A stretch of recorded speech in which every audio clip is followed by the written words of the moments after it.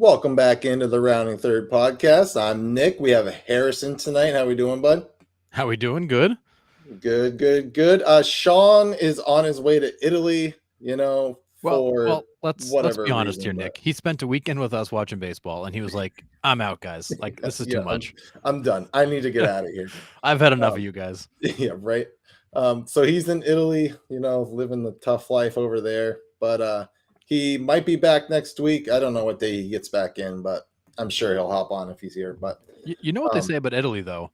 They got no good food, no good wine, no good coffee. I mean, nothing. They got nothing out there. it's terrible. I mean, you just go down to Dunks and get it. I mean, Right? I mean, here. so spoiled here in the Northeast. We got such quality of dunks down the street. Yeah, probably. Well, I was gonna say probably no Dunks in Italy, but I'm sure there is somewhere. Yeah, right. But, Could you imagine walking past an Italian coffee shop to go to Dunks? Like, I think somebody should be allowed to kill you. well, it would happen because that's where I'd go. Yeah, Anyways. I know you would. Not all of us have taste, Nick. Yeah, right. All right. Before we get going, make sure you follow, like us on Facebook, subscribe on YouTube. You can listen on Spotify and Apple Podcasts or wherever you get your podcasts. All right. Leading off, we're just gonna quickly go over our road trip that we did last weekend. Seems forever ago. I know. Weekend It was before 2 last. weekends ago. Weekend before last. It was a blast hanging out with you and Sean for the whole weekend and just taking in a ton of baseball. I mean, obviously, you guys saw the little clip we did. Saturday didn't really work out, but Sunday made up for it. Seeing Cedric Mullins hit for the cycle it's been probably one of the coolest things I've seen live and to be a part of. Yep. Like that was really cool. Yeah, that wasn't even like a trip highlight. That's a baseball fan highlight. Oh, exactly. For sure. Absolutely. It was so cool. I mean, I did see Pujols hit 694, so that one's right up there. But I mean, it's pretty cool. Seeing a cycle live, like I said on our little show there, I've never seen one. In all the years I've been around baseball, played baseball, coached baseball, I've never seen one. And to see one live was really cool. Loved it. Yeah, especially when we kind of had no idea what was happening until the woman 2 rows behind us called it. Yeah. He's a home run shy of the cycle. Crack. Oh, well, he's got it is. Yeah, crazy. Yeah. And those, beautiful ballparks. Yeah. Great places to go hang out. Got a chance to walk around DC a little bit on Saturday before the rain came, and just overall a good trip. It really makes you appreciate what a newer ballpark brings to a community and to the baseball experience. I mean, God love Fenway. It's an antique. It's got all the history and nostalgia those places don't have, but the experience of being at a game in those ballparks and having it really just like part of the community, like you just walking off the street and it continues, and it was amazing and a really, really fun baseball experience. Yeah, it's so cool how like Camden Yards, the concourse is on street level. Yep. The concourse at Nationals Park is on street level. You're not going down underneath. You're not going like this through the concourse underneath because it's just all uneven. The new ballparks are absolutely amazing. But, I mean, you walk in, it's open, you're still outside, it's bright, people are walking around. There's they got vendors right there when you first walk in, like. You're not getting shoved underneath the stadium. Like you're just continuing to be outside, and you get to actually kind of like walk up and approach the field and see it. And it's really just really cool. Yeah, it was awesome. I can't wait till we somehow plan our trip for next spring. I'm sure that's coming down. We're tentatively trying to get both New York's and then both Pennsylvania's maybe in one trip, which would be really cool. That'd be amazing. I got it booked. I am going to the Braves next month. I'm going on the 16th. So Rockies and Braves in Atlanta. So nice. I have that booked. So pretty pumped for that. That'll be cool. But, and I will say I shared with you guys the email we got from the Nationals after the Saturday debacle. But the Nationals just came out the other day as an apology to all the fans that were put through that Saturday, almost 4-hour rain delay that was then suspended. They came out and offered free passes to those people that can return to the ballpark this year. So no blackouts. No blackouts, which is hilarious because there's no reason for a blackout because that place was never sold out. But I will say, having seen that team play, I have more respect for that organization than I did going in. They do have some good young talent. CJ Abrams comes to mind. He is a potential star in the making. Mm-hmm. They do have some good young talent. They're not that far off. No. They're kind of bouncing around under 500. They're not a real threat in the East, but they are in better shape than I gave them credit for being in, and they do have some young talent that came over in that Soto trade, and they've developed that. I think there's hope for that organization. They're not the A's, uh, No, but I think there's hope. They're just still a little ways off. they are the Orioles 4 or 5 years ago.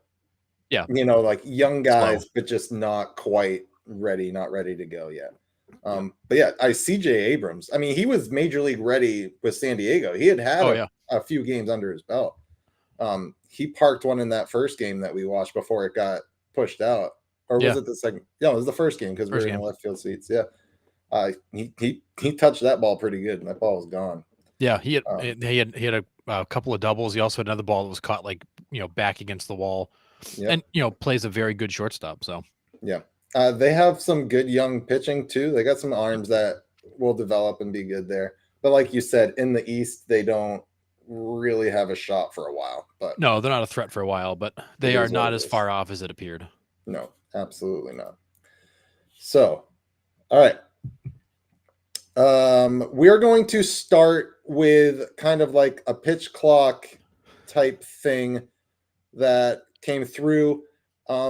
Jesse Winker for the Brewers now, right? I can't keep track of where he is. He's with the Brewers. They're playing the Yankees, I think it was. I think so. I don't know. Anyways, the pitcher's not even on the rubber. The pitch clock gets to 8 seconds, gets down to 6, gets to 5, and then Jesse Winker kind of hops in the box real quick, and he gets called for the pitch timer violation. Now, if the pitcher's not on the rubber for me to stare at or to look at, I don't think I should have to be in the box. Like, it's weird that he got called for the pitch violation. On the other hand, like, it's his job to be ready at the 8-second mark. So whether the pitcher's on the rubber or not, he needs to be in the box looking forward, ready to hit at 8 seconds, even if the pitcher's nowhere near the mound. And then the pitcher would ultimately be called, if he didn't deliver within the 0 seconds. It's just a weird thing for me, I guess. I don't understand quite what happened there. Yeah, and as we were talking before we went on the air, Nick, I looked up the rule real quick, and the way I'm interpreting it, the batter being ready at 8 seconds is not dependent upon the pitcher being on the mound. So that clock starts once the pitcher has the ball back. Yep. The hitter needs to be ready at the 8-second mark. The pitcher doesn't have to get on the mound. I mean, arguably, the pitcher doesn't have to deliver the pitch until the pitch clock runs out. So in theory, he could step on the mound at 3 seconds, go right into his motion to throw, and that would be considered, a legal pitch. I didn't realize that at first. I didn't think that the 8-second rule mattered if the pitcher wasn't on the mound, but the way I read it again, it doesn't sound like it's dependent upon the pitcher being on the mound. The hitter has to be ready, and the pitcher has the option to step on the mound whenever they're ready, as long as they deliver that pitch before time runs out.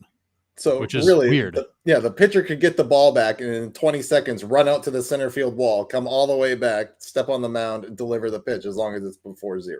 I mean, but the hitter has to be ready at 8 seconds. Right. I mean, in theory, the pitcher could go Savannah Banana style and dance on the mound for a minute, and then just like step on and throw. Like, I honestly thought that the batter being ready didn't matter if the pitcher was on the mound, kind of like you. But it looks like when you read it back, they're not dependent upon each other. The hitter's responsibility is to be ready at the 8-second mark. The pitcher's just got to deliver the pitch by the time that clock runs out. Yeah. So a pitcher could literally stand there, wait till the 3 or 4 second mark, step on, go into their rotation and let it go, and that would be okay. Which to me just seems unnatural. You got a hitter ready before the pitcher is. Yeah, he's just like, kicking the cleat mat on the bag, picking up the rosin bag, and there's 3 seconds left, and the hitter's just standing there like this, waiting. It's weird. Strange. But that could be a loophole you could see pitchers, use to mess with batters too. Maybe they can steal a strike by not looking ready so the batter doesn't get ready. Who knows? Yeah.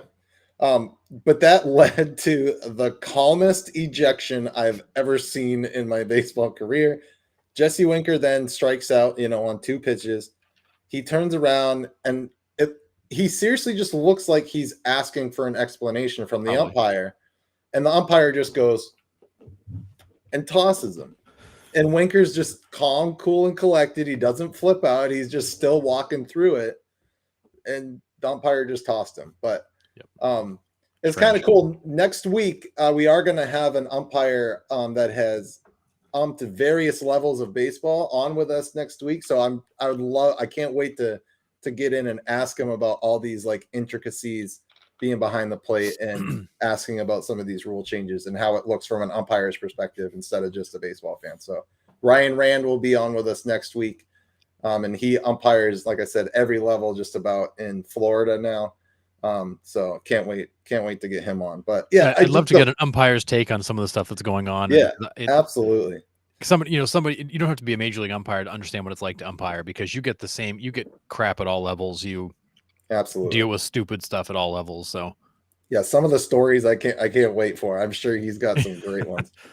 But yeah, the whole situation was just weird for me. And I don't know if I like that aspect of it. If the pitcher's not on the mound, I shouldn't have to be in the box. That's how I look at it. It seems unnatural. If he's not ready, why am I getting ready? Because the hard part is a hitter. Like, put yourself, think back to our days, Nick. Like, if you're standing there for 3, 4, 5, 6 seconds, like ready, and there's nothing happening, like you start to you kind of lose your comfort. You start to tense up a little bit. One of the keys to being a good hitter is to be loose, is to be comfortable, and is to be able to shut your brain off. Yeah. Because hitting is reactionary. If you're thinking as a hitter, people always talk about Tony Gwynn was the smartest hitter. No, Tony Gwynn was like the lights out, nobody's home kind of hitter, because that's how he knew to be prepared. He just let his hands react. Yeah. And Ted Williams says it in his book. It's about reaction, not overthinking. But to just stand there ready and tense up, like you're almost forcing the batter to call time, which maybe that's the strategy. You want to waste his time out, he can't call it again on you. But I still find it weird to be ready when he's not, and then your only outlet's to burn up your timeout, which now puts you in a weird spot the rest of the at bat. Right. Another couple weird things that happened this week. This was pretty viral for the last couple days. Aaron Judge peeking over to the dugout. Everyone's like, "Oh, the Yankees are stealing signs," blah blah blah. And the internet memes they made, where the memes were excellent. It was so great. I posted a few of them. I loved them all. I don't have an issue if. Okay, first I was very anti-Judge because I'm anti-Yankee, right? I mean, that's 100%. Just how I am. Yep. So I'm like, oh yeah, he's getting a signal from the dugout. However, the Blue Jays came out and literally said, yeah, our pitcher was tipping pitches. Yep. So therefore, Judge is getting something from the dugout because the dugout's picking up something, or the first base coach was.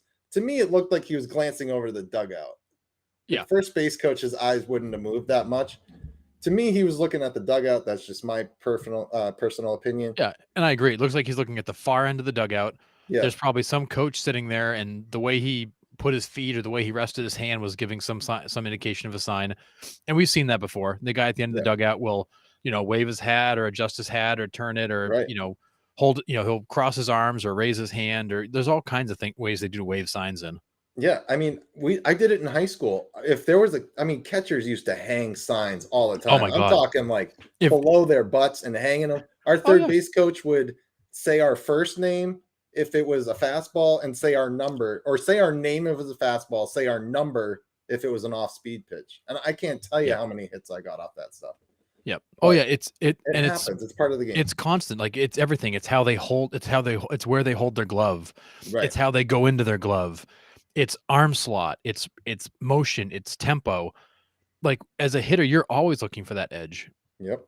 If the guy holds his hand lower and he throws a fastball when his hand's lower than higher, or if he throws from a 3/4 arm slot with his fastball, but his curveball comes over the top, like, you're picking up on all that stuff. Like, I remember, I want to say it was in the playoffs last year when Alec Bohm was up and Bryce Harper had just hit, and he waved him over and whispered in his ear, then Bohm went up and hit a home run. It was likely because Harper saw something in his delivery or his motion that said, hey, if he does this, it's a fastball. Right. And he told that to Bohm, and 3 pitches later, Bohm hit a ball deep in the left center seats. That's part of baseball. Yep. There's all kinds of tells. There's all kinds of ways to pick up what a pitcher is doing, whether it's the way the catcher stands, or the way he signals, the way the pitcher holds his glove, or whatever. These guys are always looking for that. To your point, if they're putting a camera in center field and peeking in, and that to me is cheating. If a guy is doing something that indicates he's going to throw a certain pitch, that's not cheating. That's part of baseball. Absolutely, 1000%. So, like I said, I was very anti-Judge at first because it looked so conspicuous. Like he wasn't turning his head, nothing. It was just like Yeah. the sideways glance, and I'm like, he's looking at something, obviously. Well, and I think a lot of people But remember in 2018 when the Yankees were also accused of cheating, and MLB was going to release this big report about it last year, and it never came out. It never happened, and everybody's like, "Well, they just swept under the rug because it's the Yankees," and blah blah blah. And the Yankees have a track record of doing stuff like this, not always above board, and right. I think fans immediately think they're cheating, Yep. and the Yankees have earned that. It's just like if you saw Alex Bregman look in the dugout like that, we'd all immediately go to them cheating because they've proven that's 1,000%. what they do. Hell, even if the Red Sox were doing it right now with Alex Cora on the bench, they would think that, Yeah. like it's Apple not Watch. Where's the Apple Watch? right. It's not a one-sided thing. It's not. just it's conspicuous now. Like everybody is very keen to it because of the trash can incident, because of the Alex Cora stuff. Like everybody's looking for that kind of stuff when in fact, that's just a baseball play. That's what you do. Yep. So speaking of the trash can incident, if nobody's seen it, there's a video online of a couple of Astros fans at Disney World. They're watching they're called the Jammers. They are janitors that come out and play the drums on trash cans. And there's a video of these two Astros fans. They're wearing their Space City Connect jerseys, and the Jammers are playing on a trash can. That they're and the guy goes fastball, and the video is absolutely hilarious. Right in the middle of Disney World, calling out fastball because they're banging on a trash can. It's so good. And then also another weird umpiring thing. I don't remember which teams. I don't remember which game it was. But a pitcher went, after the inning was over, went over, the umpires checked his hands, and the umpires were like, you need to go wash your hands. The opposing manager then comes out and is like, why are you telling him to wash his hands? If you're telling him to wash his hands, that means he has sticky stuff on his hands. And then that manager promptly gets tossed. Of course. And right. Which he has a point. Like if you're telling them to if you're telling them to go wash their hands and they clearly have something sticky on their hands, like I don't understand. I don't know where MLB has to go with the sticky stuff. It's starting to become more of an issue than I think they wanted it to be. Well, and I wonder if that's the reaction to the last situation where they had, I forget, it was the Scherzer situation where they had him use the alcohol wipe and it made it stickier. It's almost like MLB's like, okay, well, go wash your hands and come back instead of using the alcohol to make it stickier. But at the same time, if you grab a guy's hands and it's really sticky, you got a problem. It was Cincinnati against New York. It was David Bell that went absolutely nuts. And then German Marquez starting to be a sticky situation. Good one, Doug. Oh, Doug. Yeah, starting to be a sticky situation. I like it. So yeah, it was the Reds against the Yankees, and then German Marquez promptly gets tossed for like a full uniform of sticky stuff. Like he looked like Michael Pineda out there with the big. Oh my goodness, that was one of the worst ever. But yeah, I mean, David Bell's got a point. Like if you're telling him to go wash his hands, he's got something on his fingers. I mean, yeah, MLB's going to draw a line here. If we think you're suspicious of using the sticky stuff, it's over. Like if we're feeling your hand and we're like, boy, it seems like there's sticky stuff, just call it. You're done. Like if you've got to question it, just call it. Because you're better off to be safe and say, look, we're enforcing the rule as it's written. If we feel a certain level of stickiness on your hand, you're gone. But to mess around with alcohol wipes and washing your hands and trying to figure out, is it sticky, is it rosin? Like, and not only that, but if the concern is rosin, find something else to put on the mound. Like if they're afraid that it's just rosin and sweat, well, rosin and sweat is sticky. Trevor Bauer did a whole video proving that rosin with a little bit of sweat is sticky. Yep. And rosin's supposed to be sticky. That's why it's there, so you can get a grip. Of it. Right. Like MLB gives these guys rosin, which when mixed with sweat is sticky, and they do that as a grip enhancer. That's the purpose of rosin. People think it's to dry their hands out. It's not. It's to give them grip. So baseball is giving you a sticky substance and then penalizing you for using sticky substances. It's kind of ridiculous. It's like you're going to have to like wash your hands after every time you go to the bathroom. After every time you pitch, after every half inning, please go wash your hands. Right. I mean, the umpire should know what feels like rosin and what feels like more than rosin. Like that's what you're looking for. Is it more than just a little bit of rosin on your hands? Okay, then you're out of here. Yeah. If it looks like it's just rosin, you're good. Just carry on. Thing's crazy. But You had a but when a guy's covered in it, like, it was all over his waist and his pants, and you could see he was wiping his hands, like, the guy was covered in it, like, it was clearly not rosin. Right. Everybody could tell that. Which that's the difference. Like if it's Like, blatantly obvious and he's got it everywhere, then bye, hit the showers. Thanks for coming. But it was all over him, like, you couldn't even hide it, wasn't even trying to.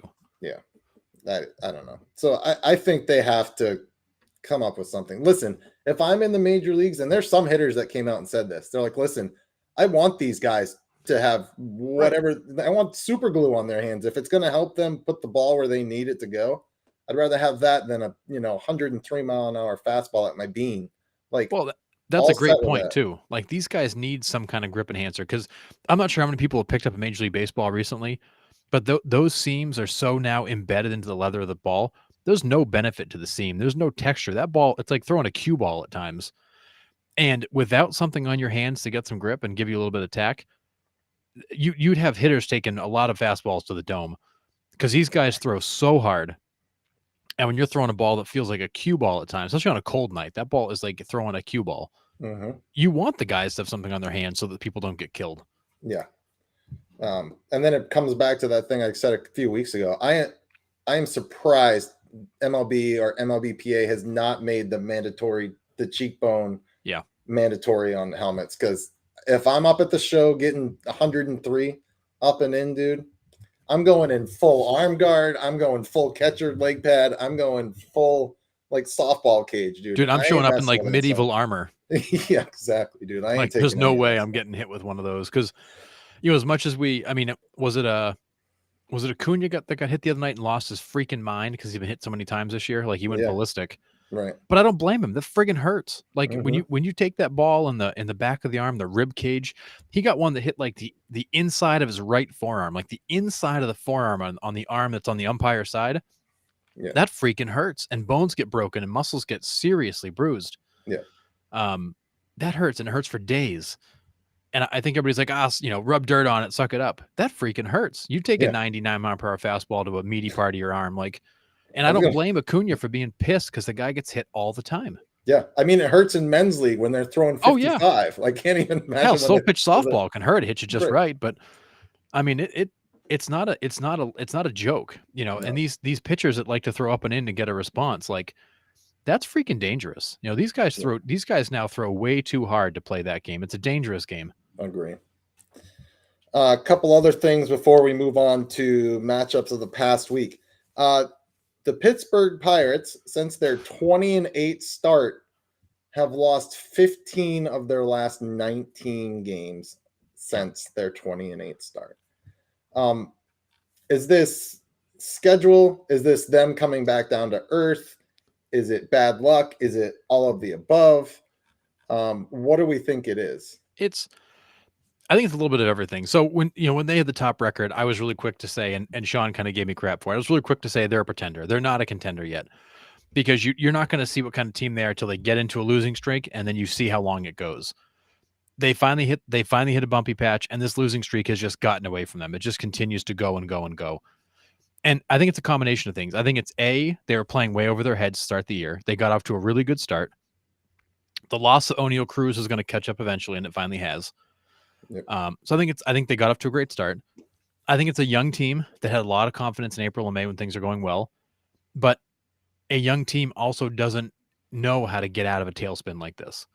There's still very much these guys are still learning at this level how to control a game like that, how to come out of a tailspin, how to stop the bleeding, and they're just not there yet.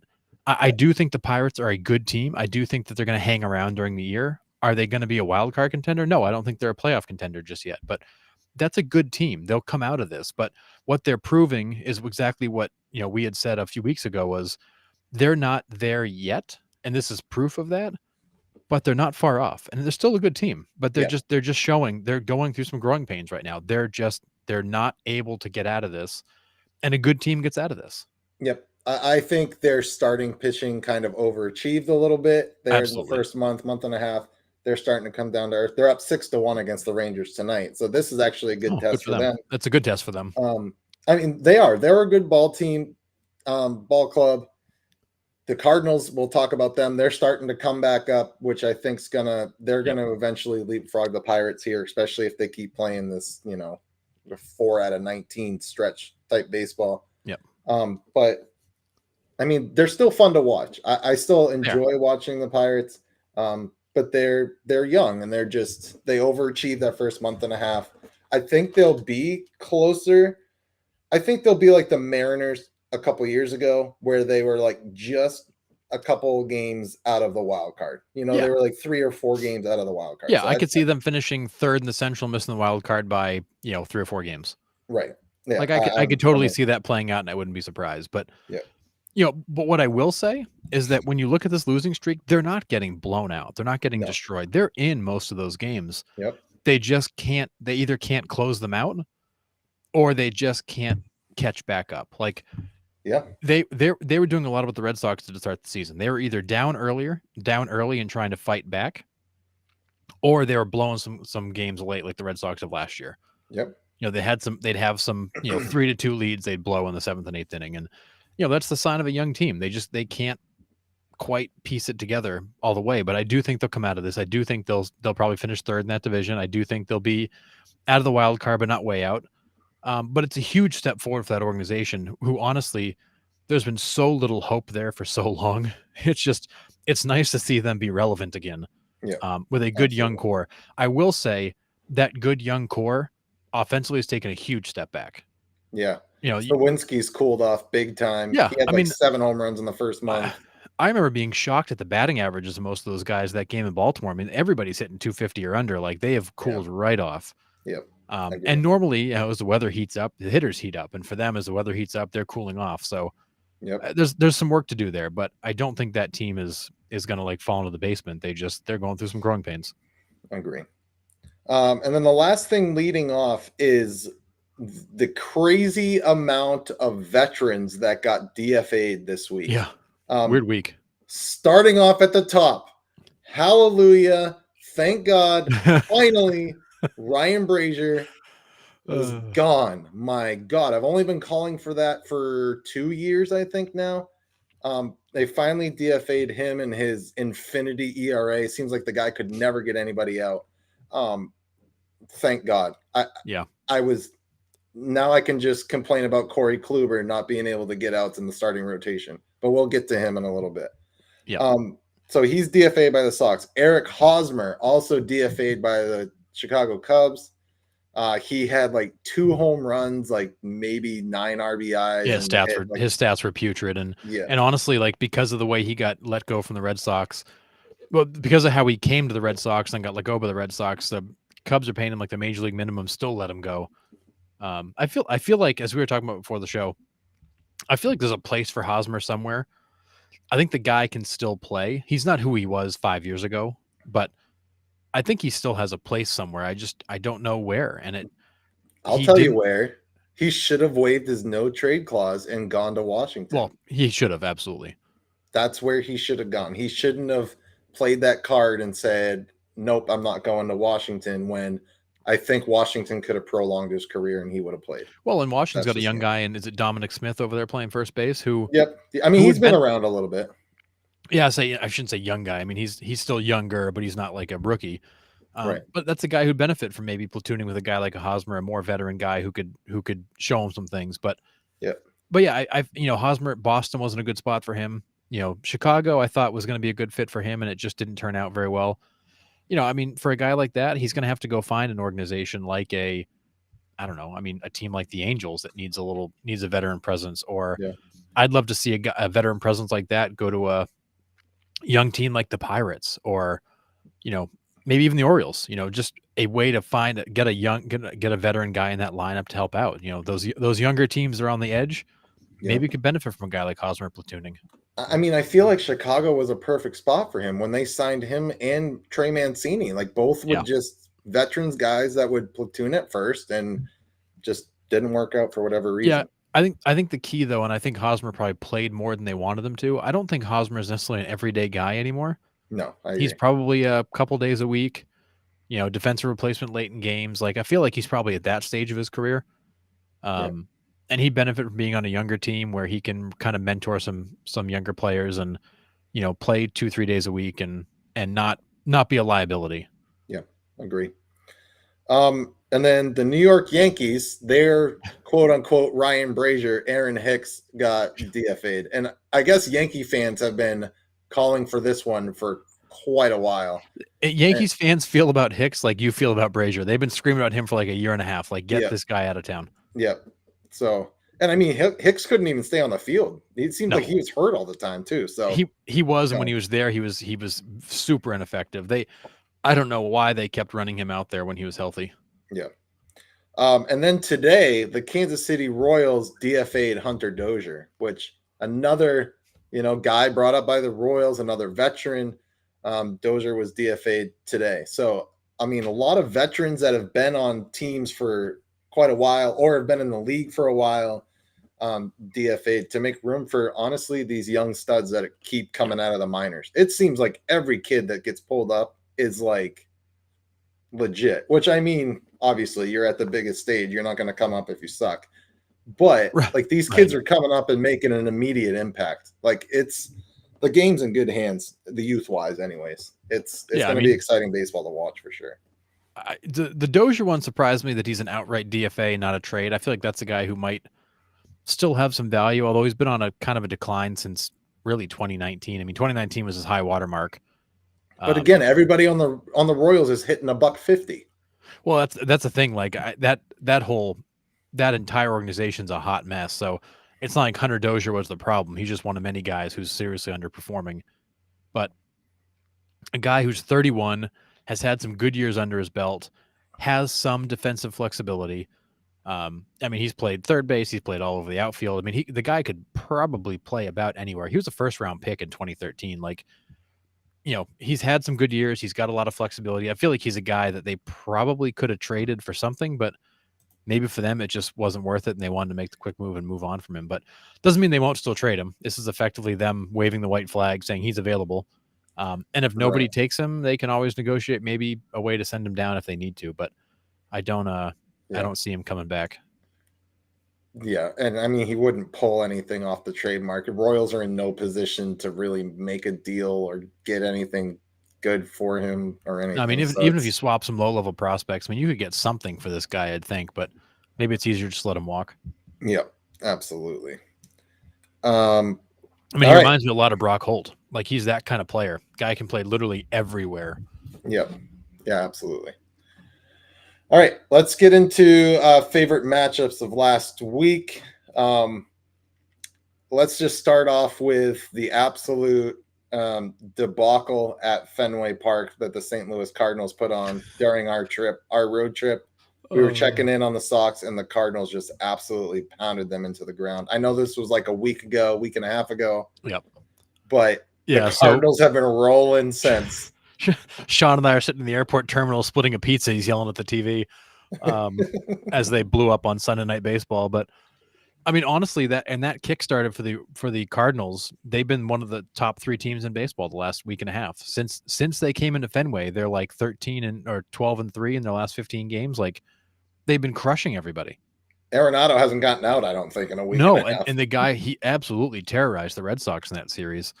And as we've been saying this for weeks, like, that team is better than this. Like, they're going to come alive. They can't keep playing like this. And it looks like finally something clicked. And as much as we wanted this, blame it on Oli Marmol, I think you had a lot of guys that were just underperforming that hopefully have come out of it. I mean, Goldschmidt and Arenado was off to his worst start in his career offensively.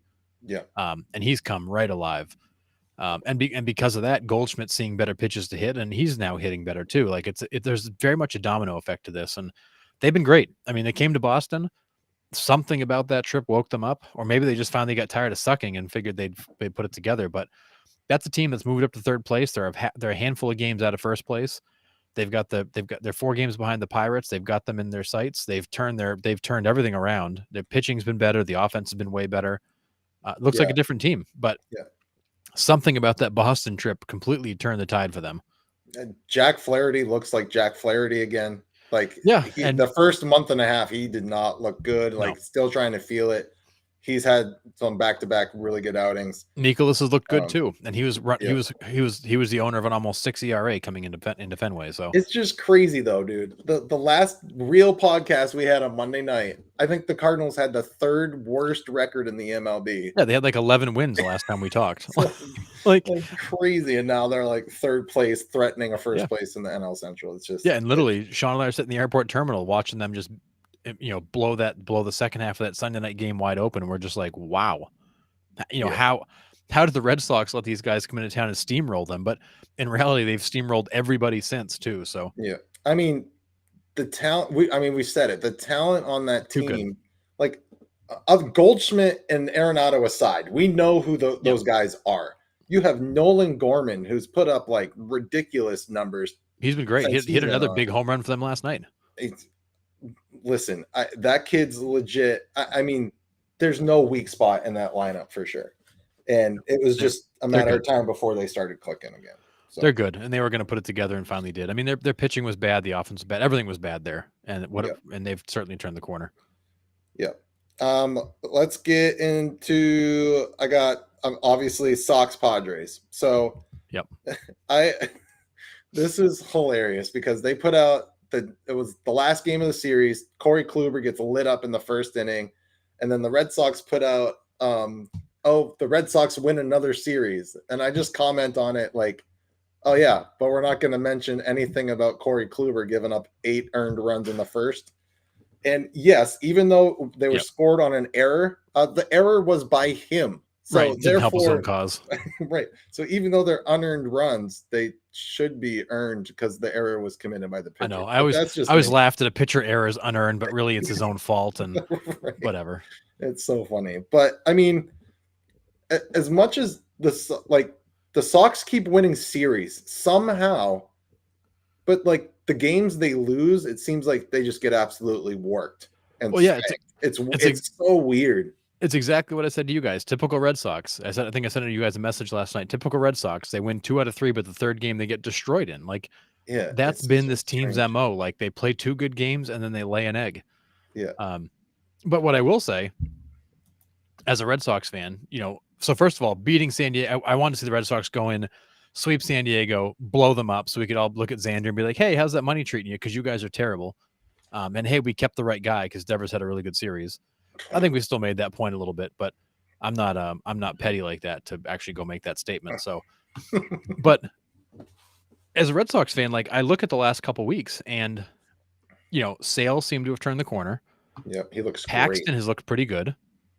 Houck is, I mean, whoever fills that 4th spot, it was Whitlock for a little while, and he got hurt. Now it's Houck. Like there's a revolving door in that spot, but no, he's been pretty good. Bayo's coming around. Like he's a young guy who's developing. He's he'll have 2 good outings and a bad one. He's going to be a 500 pitcher, I think. Yeah, he's a young guy. He reminds me of Erod, kind of early in his career. Like great stuff, crazy inconsistent. Then it will all click all of a sudden one season. He'll go and have a hell of a year. But so you got Sale looks like he's turned the corner. Paxton's been really good in his 2 outings back. He's making Chaim Bloom look like a genius for grabbing him last year and hiding him. And he's throwing 98. I saw him get up to 98. He's throwing gas. Better than before. I mean, his velocity is better than it was before. So Sale's good. Paxton looks good. Bayo's coming. Houck has been serviceable. Then you got Kluber, and Kluber's a disaster. The guy should not pitch at the major league level anymore. But in reality, with those 5 guys, you should be able to win 3 out of 5 of those starts because you got 4 guys that are going to give you a real chance to win. And if God forbid Kluber gives you a chance to win, that's a bonus. Yep. And with that, you could be a competitive ball club that makes a run of the wild card spot. But again, like you're relying on Sale to stay healthy. You're relying on Paxton to stay healthy. You're relying on Bayo to continue to improve. You're relying on Houck to continue to maintain form and Kluber not blow up every outing. Yep. So I look at the Red Sox and the offense is good. The starting pitching is good. Maybe I don't know. The bullpen's been good, although Jansen blows 2 right after getting saved 400. I know, that was tough. But that's not typical. No. But this Red Sox team, I think, is better than we expected. But there's still an awful lot of question marks, and they're still that one injury away from falling apart again. I agree. And then Jarren Duran, in many cases, has kind of saved the offense because when Duvall went down, we all thought the world was coming to an end. Duran's been better than anybody. He leads that team in WAR. Yeah. And we thought he was dead on arrival when he got here. Yep. Yeah, I think their entire approach, whatever tweak they made in their approach at the plate from the first month of the Yep. season has completely worked. They're Oh, not taking. I know we were sitting there and like they're just taking it fastball was after annoying. It was fastball down the middle, and I it's like, couldn't what are you watch it. doing? It'd be 0-2 before they took the bat off their shoulder. Yep.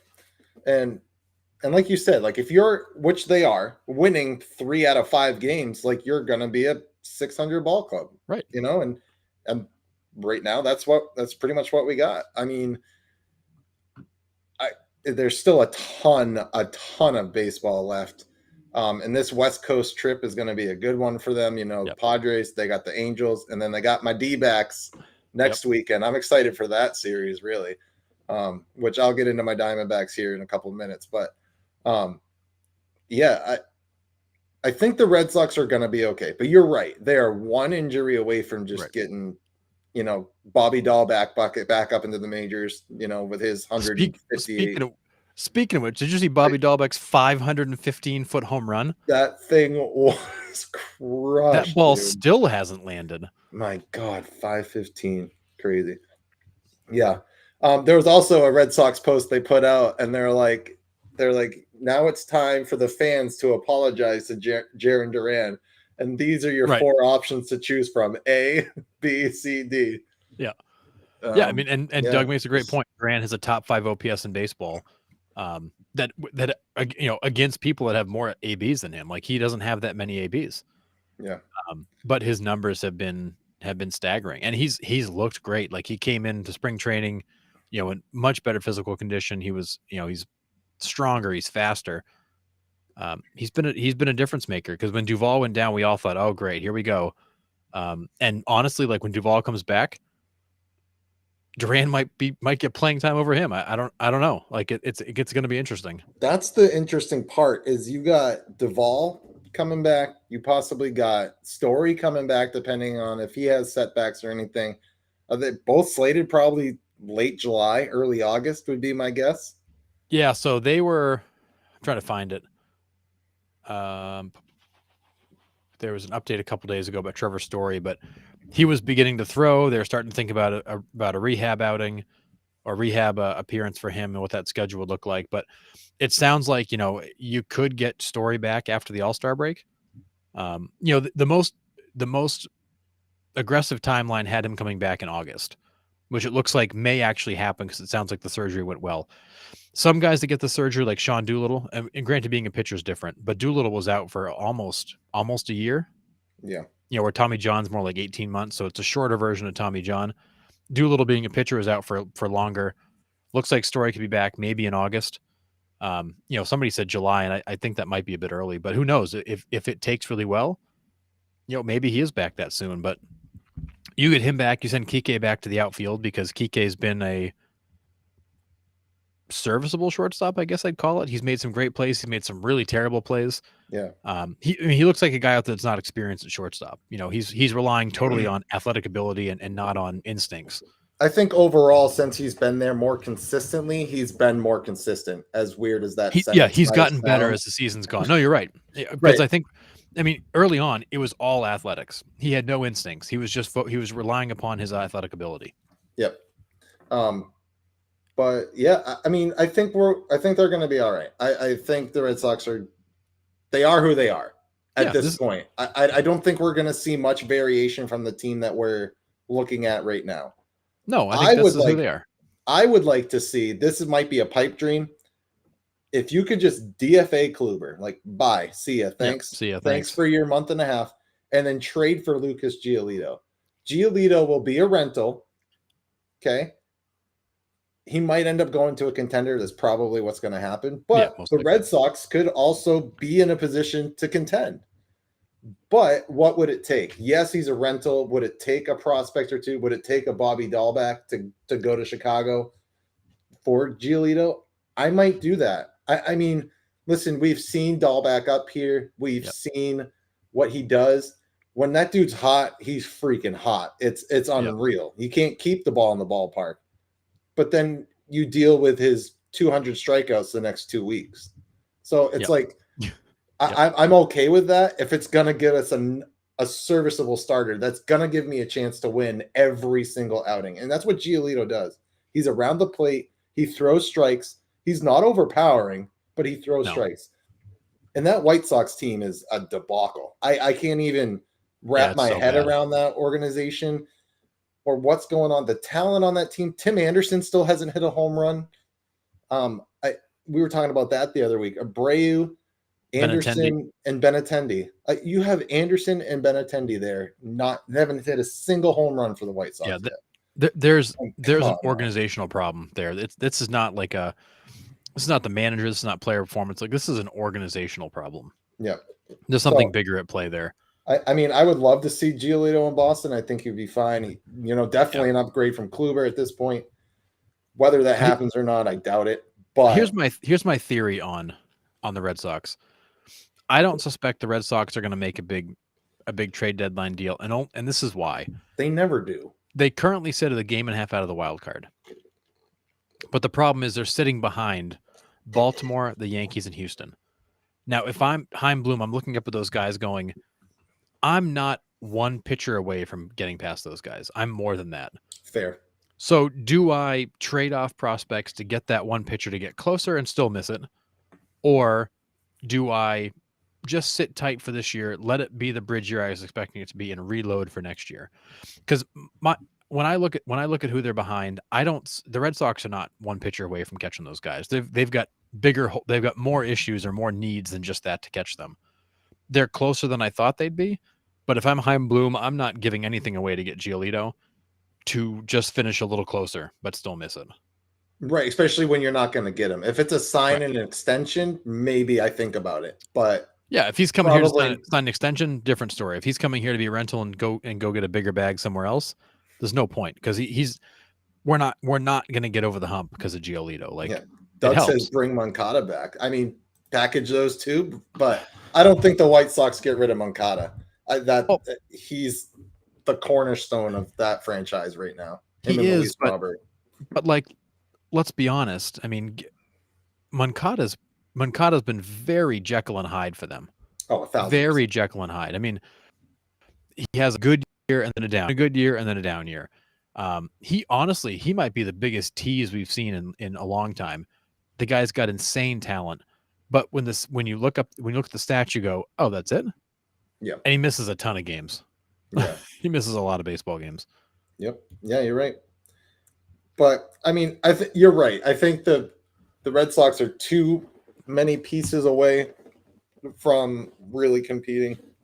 But who knows? I mean, these next 2 months, they could go on an absolute run, be in the driver's seat, and need something. So, I mean, who knows? We might know more about mid-June, end of June, and then make a call from there. But the Red Sox have probably 3 weeks right now to make a statement of, are they a serious contender or not? And I think that dictates what they do next. I think this team, I thought this team would finish around 500 based on the way the roster is constructed. I think they're probably going to win 85 to 88 games. They're not going to make the playoffs. They're not going to win the wild card. They're going to finish a few games out of there. But they are a little bit better than I thought. Yeah. But at the same time, I will be happy to say, if somebody gets hurt, well, that's why I was afraid of this team, is that you're one injury away from a big problem, because if God forbid Sale goes down or Paxton re-injures that arm, or name somebody else that's important, Jansen goes through a streak of ineffectiveness, this team's in trouble. Yep. This is grab that, please. Thank you. Sorry. Yeah, I don't know. I mean, it's just crazy. We keep bringing it up, but this balanced schedule is absolutely nuts, because the entire AL East is over 500. All of the teams could practically be leading every other division in baseball, and 3 of them aren't going to make the playoffs. Yeah. It's just crazy to me. I mean, you got Tampa Bay, who's played 500 ball for the last week and a half, and they still have a 2.5 game lead over the Orioles. But that Orioles team is legit. They're so good. They are legit. And the Yankees have come back to life too. They went through a stretch there. The injuries were really killing them. And Judge is back, and that lineup seems to have mellowed a little bit, and they've won 8 of their last 10, and the Red Sox have been 500 again. Like that's what you get with the Red Sox. They're gonna spend a week going 7-3. The next week they're gonna go 5-5. That's or next stretch, I should say. That's just who they are. Yeah. The crazy thing is the last place team in the AL East, the Toronto Blue Jays, are in first place in the AL Central. If they are in the AL Central, they are in first place. They're tied with Minnesota. It's crazy. There was one point the AL East and the AL Central was in perfect order by record. Yep. Like it was just it's nuts. I mean, balance schedule is going to be interesting how it comes down the stretch here and what races look like. You're going to have some important games, and it's going to be like Yankees against the Brewers, and then the Orioles against the Marlins. Something weird like that. When there's like an actual tight race for first place, like you're just not going to see the Yankees and Orioles duking it out like you usually see the divisions play each other that last month. So it's going to look a little different. We'll see how it comes out. But that's the other thing too with the wild card. I mentioned the Red Sox are a game and a half out in the wild card behind Houston, the Yankees, and Baltimore. Well, Toronto's a game behind them, and Toronto can go out and sweep somebody tomorrow in this next series and leapfrog the Red Sox. Like you've got some pretty stout teams here in the top 10 of the American League that are going to make this really interesting. Yep. The last matchup that I watched a lot of was Arizona Diamondbacks and the Pittsburgh Pirates. If you guys have been watching for the last probably month, I have been very high on this Arizona team, and they are young. They're fun to watch, and they're in second place in the AL West right now. They are. They've been good, and San Diego's been a disaster, so Arizona's capitalized on that chance. They're young guys. They have David Fletcher. He's a rookie, came up. The dude hit like he was a triple short of the cycle, I think, on his debut, like home run, double, like just absolutely raking all over the place. He's playing center. You got veterans like Ketel Marte, Christian Walker. Christian Walker is so underappreciated too, because most people have no idea who the guy is. Right. Corbin Carroll is ridiculous. He's hitting in their 3-hole there. He's crazy good. I mean, and then this other guy, Perdomo, he's at the bottom, and he's got he's close to 300, if not over 300, and he just keeps rolling that lineup over and over and over. And you look, and the Diamondbacks have 5 on the board every night. Their pitching is a little inconsistent, but they got some good guys. They got some young talent. They got Merrill Kelly in there. They have some good pitching. Zach Gallen is there. Well, and what's amazing too is Arizona took 2 out of 3 from Pittsburgh in that series, and Gallen took the loss. He was terrible. Yeah. He had a really bad night, and then then they came back in and they won the next 2 games. Yep.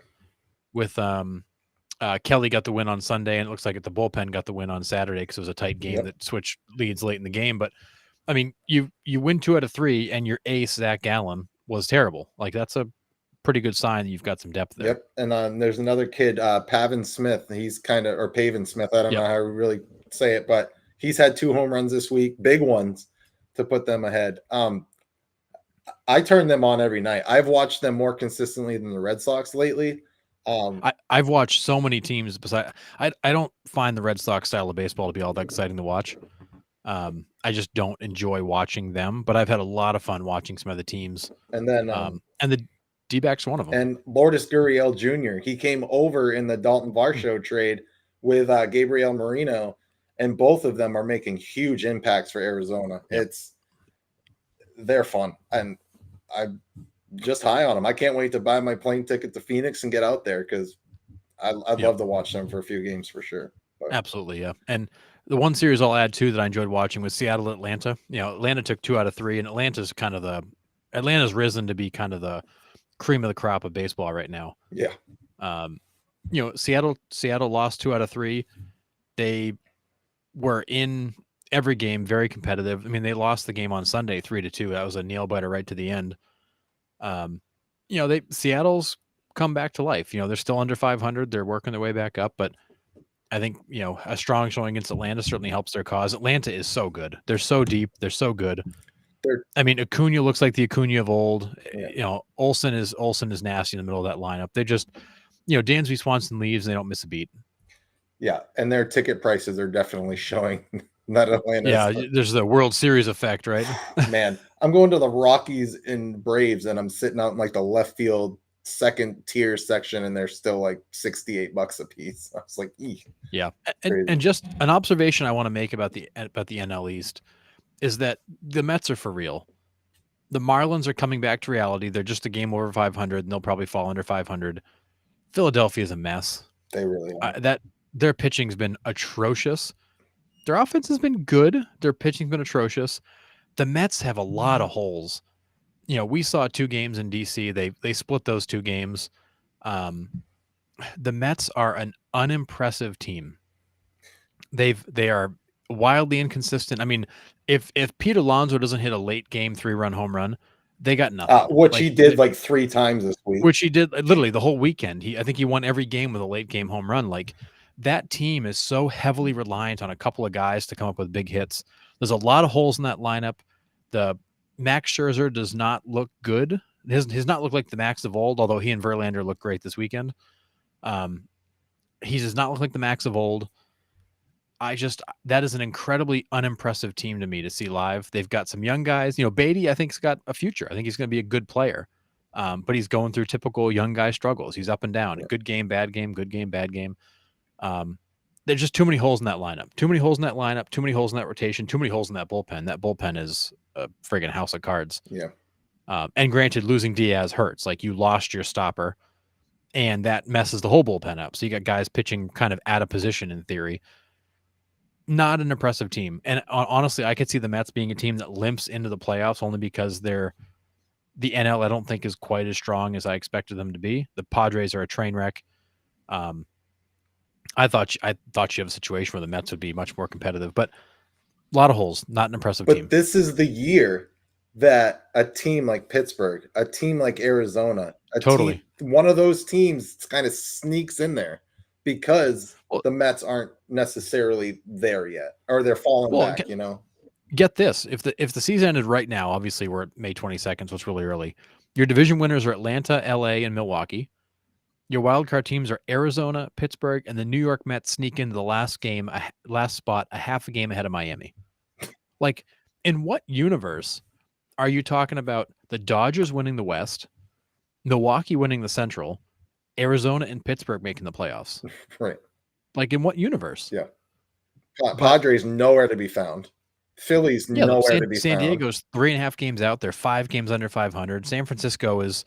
I actually think San Francisco is a bigger threat to the Dodgers right now than San Diego is. I agree. And Philadelphia can't figure out what the hell's going on. No. It's just... They're down 5-3. Again, Philadelphia, another team that's too good to be where they are, but here they are. San Diego, too good to be where they are. St. Louis is on the rise up. They're 1 win away from overtaking San Diego. Yeah. Like, it's been a weird season, but it's been, at the same time, it's been nice to see some new teams, in the hunt. Yeah. And again, I think again, keep bringing it up, but it's how this schedule is also laid out. There's a lot of out of division games, a lot of out of league, interleague games. It's strange. And I think it's weird to us because we've never seen it play out this way. Like, they're not, just the amount of games that they're playing in division isn't as many as we're used to. So, right. And weird. Just one more thing to add before we move on. Yep. Aaron Boone is a terrible, terrible manager. You're welcome, Sean. Yeah. Even though the Yankees have moved up 2 spots, he's awful. He still stinks. All right. He's a terrible manager. You're welcome, Sean.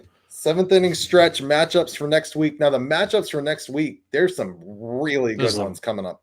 It's a good week of baseball. We got, just right off the top, we got Rangers Pirates, which is going on now, or just finished. Yep.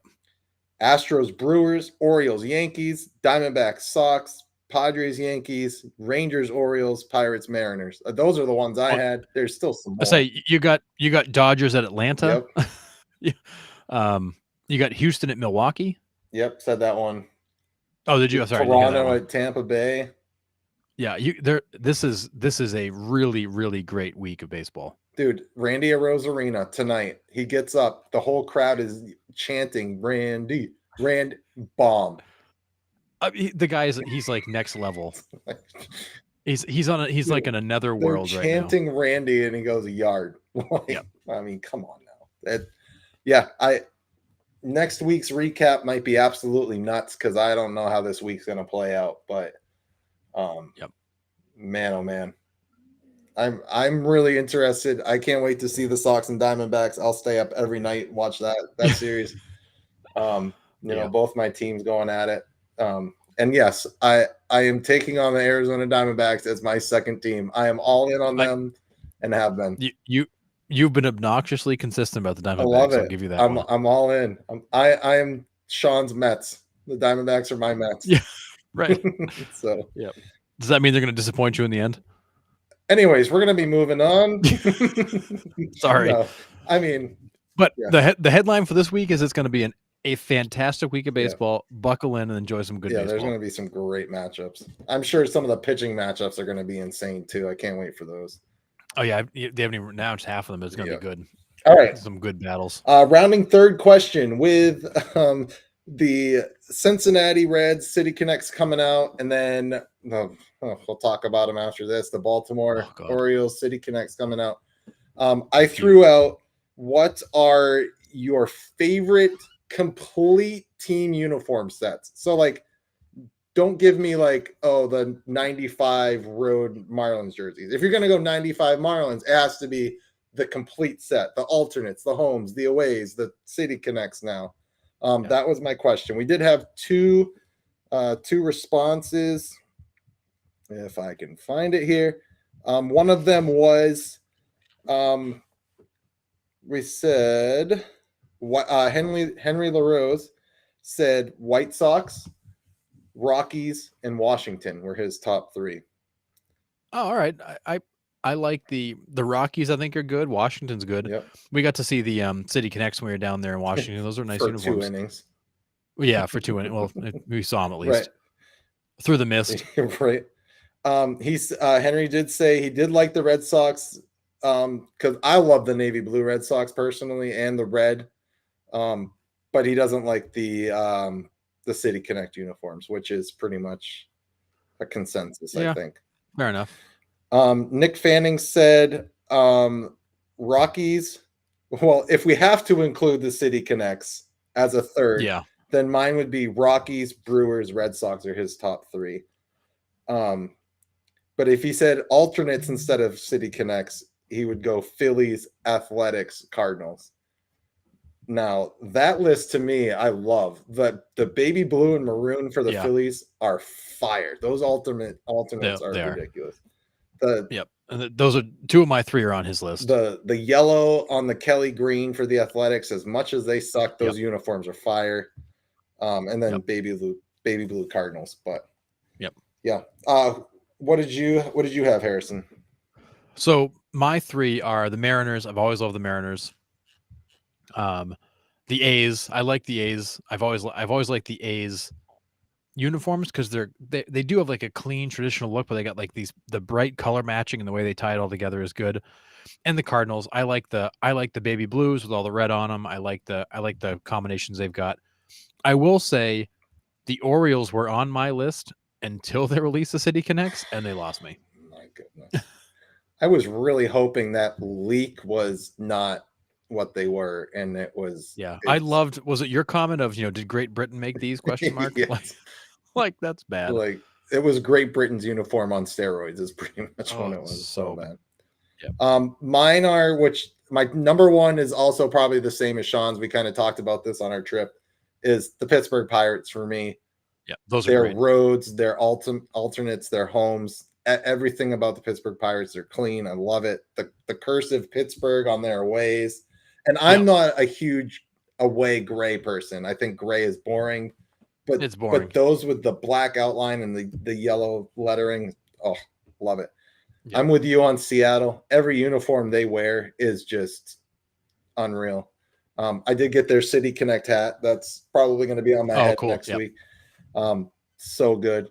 And then again, I'm going to bring them up, but the Diamondbacks, I love that, like that off red with the teal, and all their uniforms. I love all their uniforms. And even going back to like the Randy Johnson, Kurt Schilling. I mean, the pinstripes with the A, but it was the purple and teal. but I tend to like the red and teal better. Yep, those are good. Yeah. And then one more viewer, Craig said, like the old school Marlins as a whole set, like the teal, the Oh, yeah. pinstripes. I mean, those are probably top 5 of all time. Yeah, I mean, say if we're going old school uniforms, I would go the old school Mariners when they had the sleeveless ones. yeah, The yeah, cutoffs, those were fire. The Griffies, Yeah, those were fire. so good. The Marlins, those were fire. The original Devil Rays, those were fire. Yep. There's so many good ones. But all right, we got some stuff to wrap up here. Other news. Like we said, the Orioles dropped the City Connects. If you have not seen these, they're atrocious. It literally just says Baltimore in like the font that you would write your college paper in. And then on like the inseam, if you look at like Cedric Mullins has his sleeves rolled up and like his collar's like kind of halfway down. They have this weird like bubble print on the inside. I don't know how to explain it. It's like this bright, colorful pattern. I don't get it. It doesn't make any sense to me. It's weird, but it's just black and white, and then their names are in orange on the back, and that's it.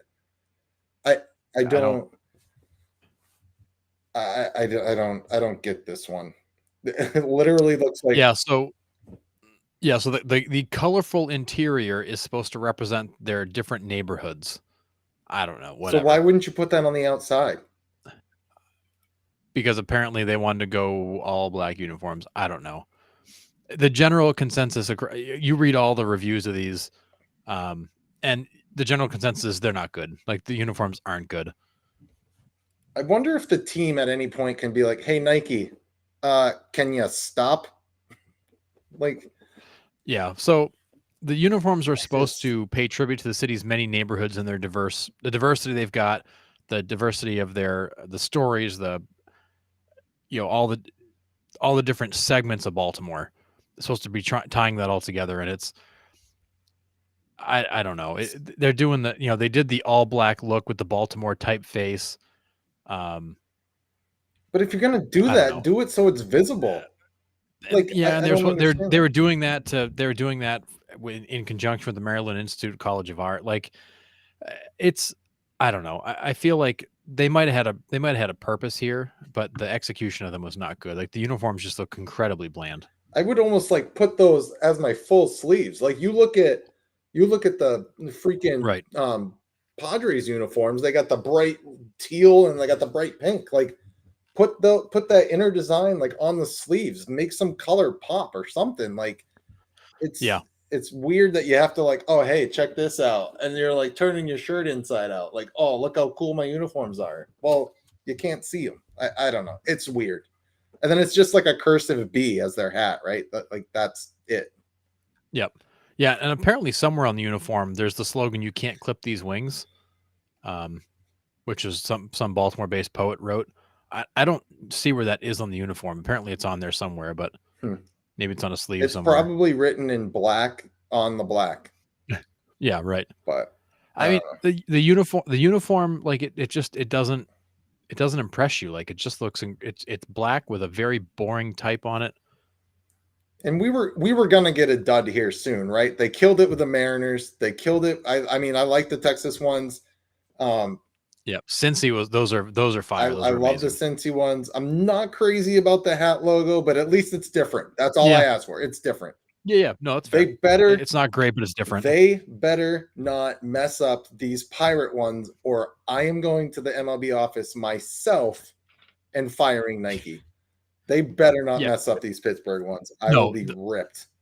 Pittsburgh has to be a fire uniform because their everyday uniforms are fire. And they have one of the best ballparks, if not the best ballpark in the country. I mean, something with the bridge, something to teal and steel to tie in Steel City. Yep. Something, you got to do something. There's so much history. There's so many things they can tie in. Like, absolutely. I feel like if you're a uniform designer for the Pirates, like there is no shortage of great things you can do with that uniform. Yeah, absolutely.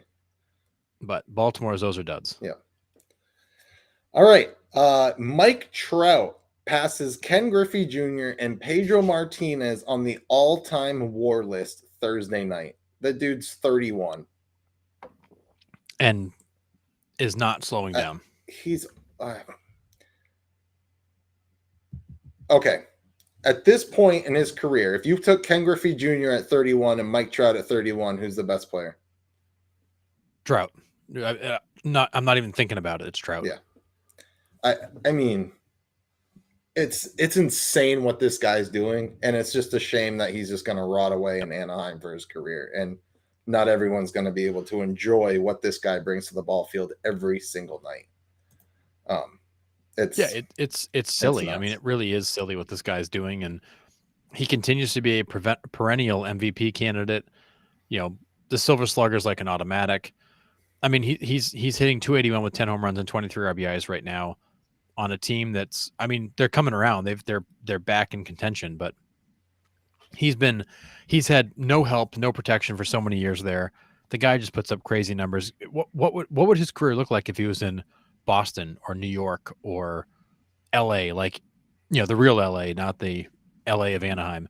Right. I mean, it's a totally different career trajectory. The guy's got multiple rings, and he's on every freaking billboard and advertisement you can find. But honestly, when, you know, and I've said this before, when you look at Trout is not the kind of guy that wants endorsements. He doesn't want a lot of the spotlight. He doesn't want to put himself out there like that.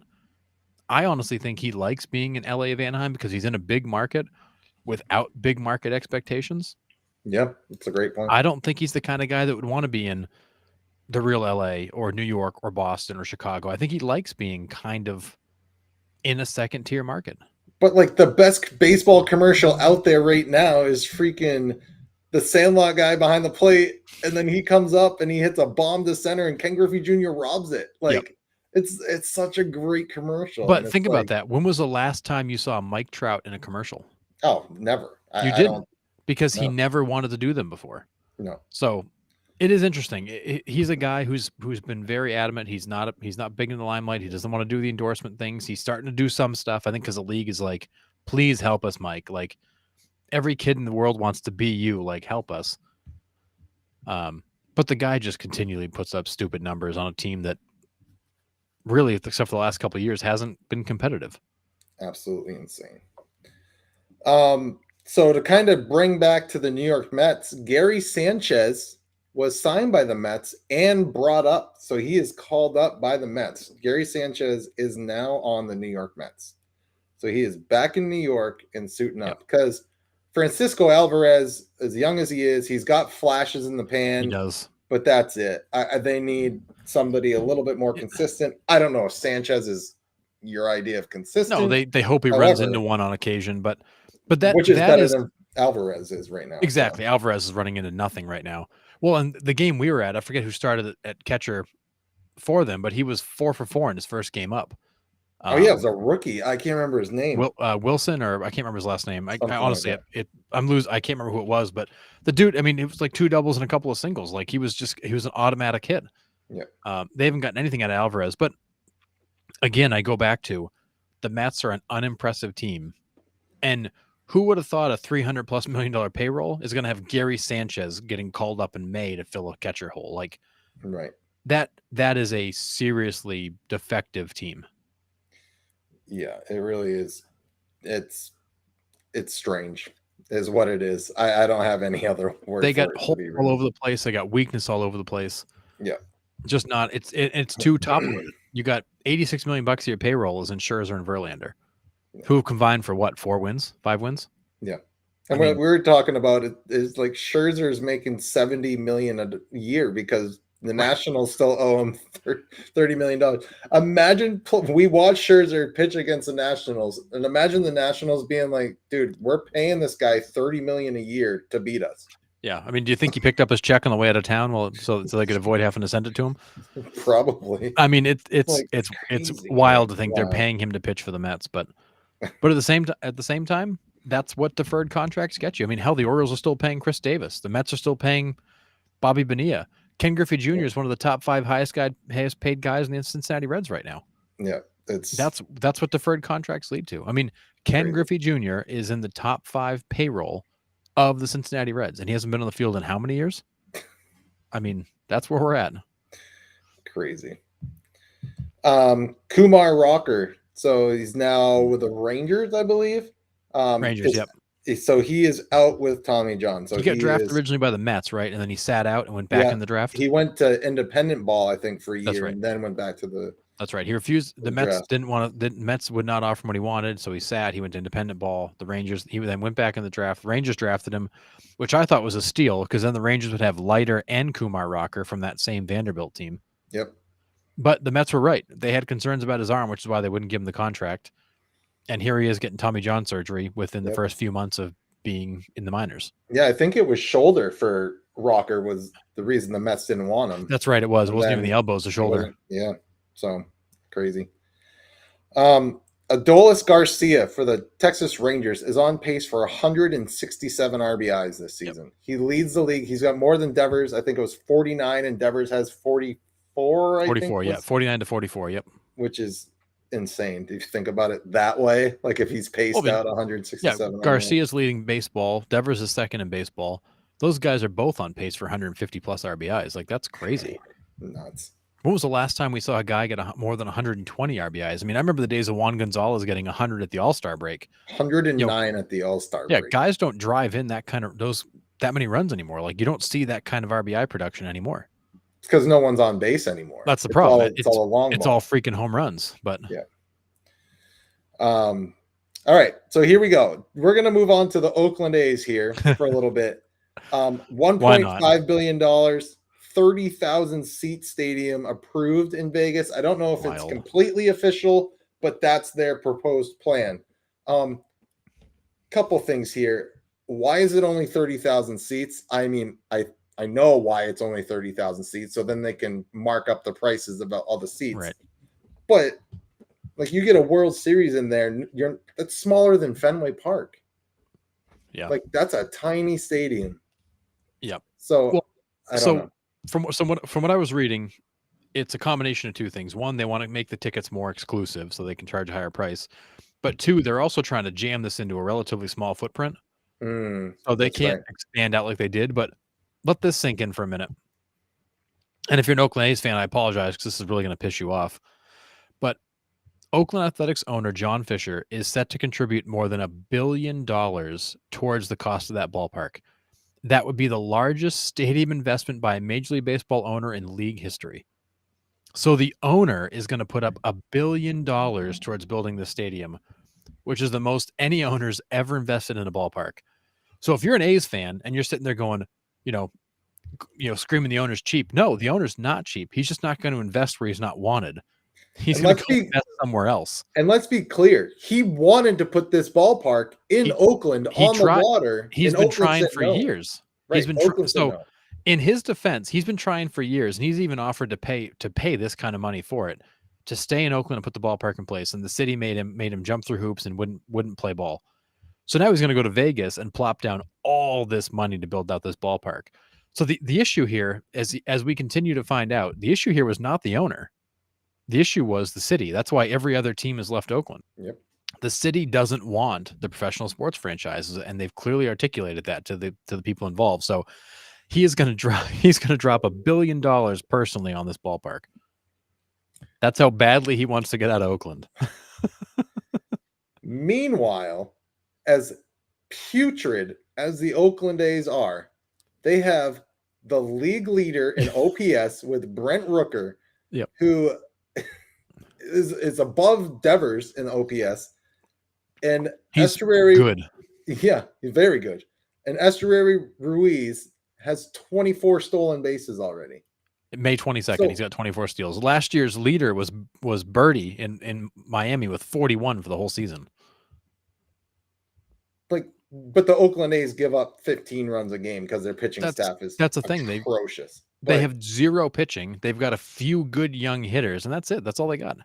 But it's just crazy that you have two guys that lead league in offensive stats, and they can't win double-digit ball games. I would not be shocked if Oakland makes this move to Vegas and Fisher goes crazy in free agency and loads that team up. It wouldn't surprise me. Because he's going to have to sell tickets. Yep. And the thing is, Fisher is the only guy in the league that can spend like Cohen personally. Yep. And everybody, the rumor is that when this move happens, Fisher's showing he's got the money, making $1 billion commitment to a ballpark. The guy's got the money. Once that ballpark opens, he's going to spend like crazy to put a competitive team there. That team is going to be loaded. Especially by the time they get there, those two other teams possibly coming into the league. Yep. He's gonna want some big names there in Vegas. And I'll tell you who's going there. Bryce Harper's going home. Oh, if you're Bryce Harper, you are finding a way to get there because you are going home. Yep. You are absolutely going home. I'm going to Philadelphia. The minute that's open, he's probably going to go to Philadelphia and be like, how do you trade me there? Like, get me out of here. 1,000%. Staying with the A's, obviously, like I've been saying, there's more to talk about with the A's. Yeah, this one's not so good. Oh, okay, good. As I've been saying this entire podcast, I've been watching the Diamondbacks a lot, and they played Oakland in Oakland. Oh yeah, and there was 2,064 paid attendance there at the game. Whew. That's it. However, they panned out numerous times, and I go, there's no way that there was 2,000 people in the stands. Zero chance. No. There was 2,000 people. Yeah, they might have sold 2,000 tickets, but probably 1,500 people showed up. It was a Friday during the day. There's nobody in the stands. Zero. It was. I mean, hell, just crazy. Fans on the West Coast don't even get to the game till the third inning, anyways. I just don't understand. Like, yeah, the owner's got tons of money, but how are you even remotely breaking even at this point? He probably isn't. I bet I would not be shocked to find out he's losing money and he's doing it literally just to spite the city of Oakland. Yordan Alvarez grand slam. I missed that one. Of course. I mean, that guy's got 41 RBIs, so now he's leapfrog Devers for second. Yordan Alvarez is a freak. Yeah, crazy. Yeah, I just it's so bad that it's like it's almost not funny anymore. Like we know what's coming. We know what's coming down the pike. Now that they're moving to Vegas, but man, oh man, like it's ridiculous. It's comical. Yeah, crazy.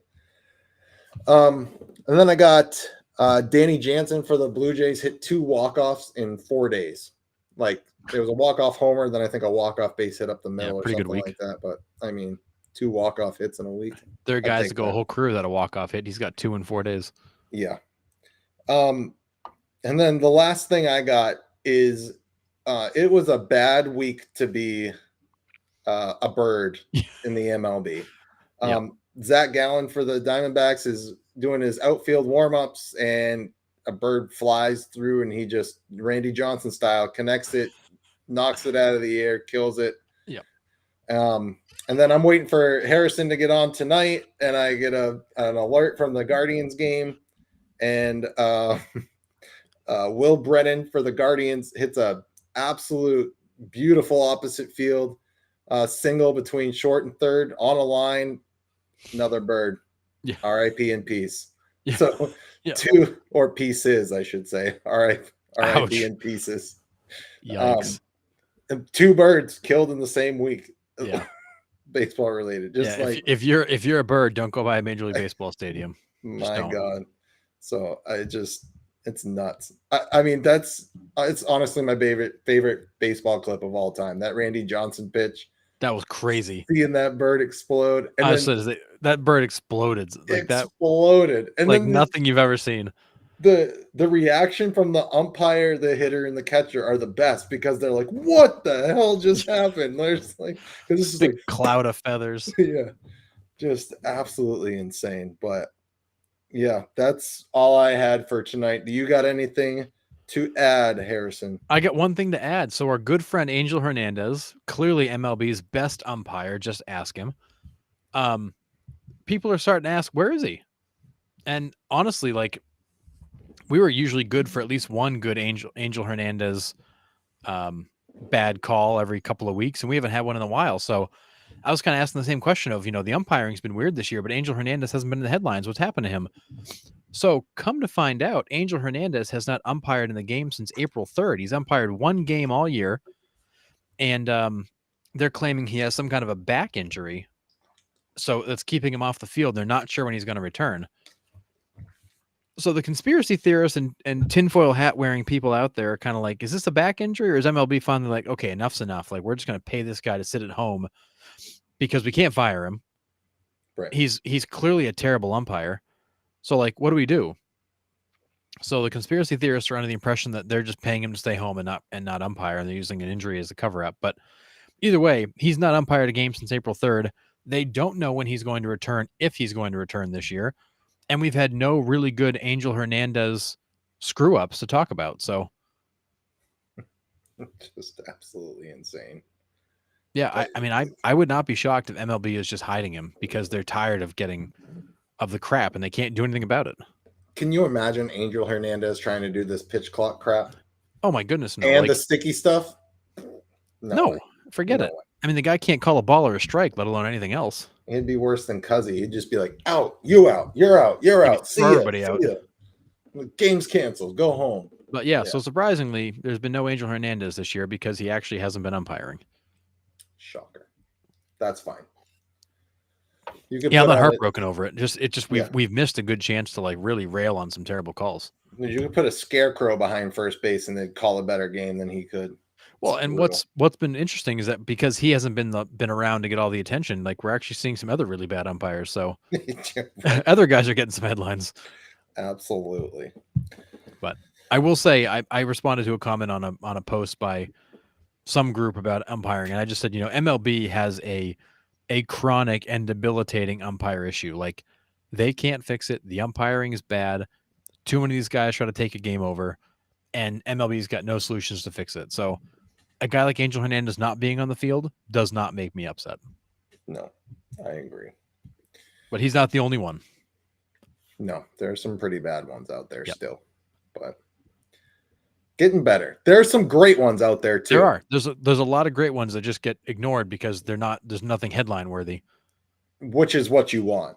Exactly. Let's be honest. The umpires you don't know are the best ones in the league. Exactly. A good umpire, you don't even know they're there. Yeah. That third base ump we were getting on in Baltimore. Oh, geez. Yeah. I mean, that ball by Connor Joe was crushed, but my God. That's the rest of the game. I mean, and sending that one to replay is a good idea. Like you should, because it's hard to tell, but he was getting it pretty good. And I will say he looked over a couple of times and just smiled at our section. So he was clearly okay with it, but okay. One more trip highlight before we go. There was a group of like birthday people, like probably guys around our age, maybe a little younger. And there was like 3 rows of them. There's a bunch of them. Yeah. I want to say they had like 20 something tickets. Yeah.